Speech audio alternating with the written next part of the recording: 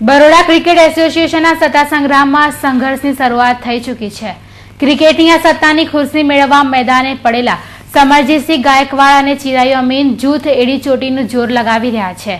બીસીએની ચૂંટણીની ભીતરમાં અનેક પ્રશ્નો મુદ્દાઓ છે જે ચૂંટણીમાં પણ હાવી હશે, જેની વિગતવાર ચર્ચાઓ તીસરી આંખ સમાચારમાં જોવા મળશે। બીસીએના અધ્યાયની શરૂઆતમાં જોઈએ ક્રિકેટની સત્તાની ખુરશી માટેનો ખેલ, ક્રિકેટની સત્તા ખુરશી।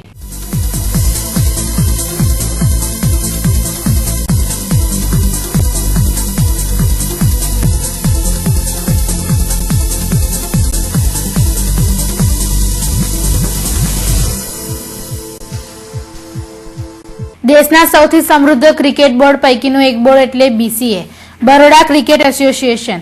બીસીએ વડોદરાને નહીં પરંતુ દેશને અનેક મહાન ક્રિકેટરો આપ્યા છે। બીસીએની એક આગવી ઓળખ છે। બીસીસીઆઈમાં પણ બીસીએનો દબદબો રહ્યો છે અને એટલે જ કદાચ બીસીએમાં સત્તા પ્રતિષ્ઠાનો પર્યાય મનાય છે। બીસીએમાં સત્તા માટે છેલ્લા ઘણા સમયથી સંઘર્ષ પણ ચાલે છે। એક સમયે પૂર્વ ક્રિકેટરોએ બીસીએના વર્તમાન સત્તાધીશો સામે મોરચો પણ માંડી દીધો હતો, જો કે સમયના વહેણમાં સંબંધો બદલાઈ ગયા છે। બીસીએની ચૂંટણી આડે માંડ ગણતરીના દિવસો બચ્યા છે, ત્યાં બંને જૂથો મતદારોને મનાવવા કામે લાગી ગયા છે। 15મી ડિસેમ્બરના રોજ બીસીએનું મતદાન થશે। કોણ જીતશે અને કોણ હારશે તે તો 15મી ડિસેમ્બરના મતદાન બાદ ખબર પડશે, પરંતુ સમરજીતસિંહ ગાયકવાડ અને ચિરાયુ અમીન જૂથે ક્રિકેટની સત્તા ખુરશી સુધી પહોંચવા અત્યારથી જ એડી ચોટીનું જોર લગાવી દીધું છે। બે મહારથીઓ વચ્ચેની ટક્કરમાં ખરાખરીનો જંગ જામશે, જો કે બંને જૂથોને અનેક મુદ્દાઓનો સામનો પણ કરવાનો છે, જેમાં મેદાનનો મુદ્દો ખાસ હશે। છેલ્લા ઘણા વર્ષોથી મેદાનના મુદ્દે ચૂંટણીઓ થાય છે, લડાઈ પણ છે, પરંતુ આજ દિન સુધી વડોદરાને ક્રિકેટનું મેદાન મળ્યું નથી। તે જ કડવી વાસ્તવિકતા છે।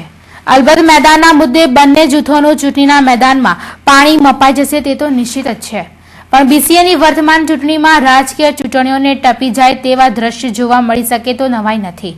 દર્શક મિત્રો, ક્રિકેટની સત્તાની ખુરશી પર બેસવા શરૂ થયેલી મેરેથોન દોડમાં કોણ આગળ રહે છે તેની વડોદરામાં યોજાનાર મેરેથોન દોડના દિવસે જ ખબર પડશે, પણ હાલ તો બંને જૂથો ક્રિકેટની ખુરશી સુધી કેવી રીતે પહોંચાય તે માટે મગજની કસરત આપી રહ્યા છે।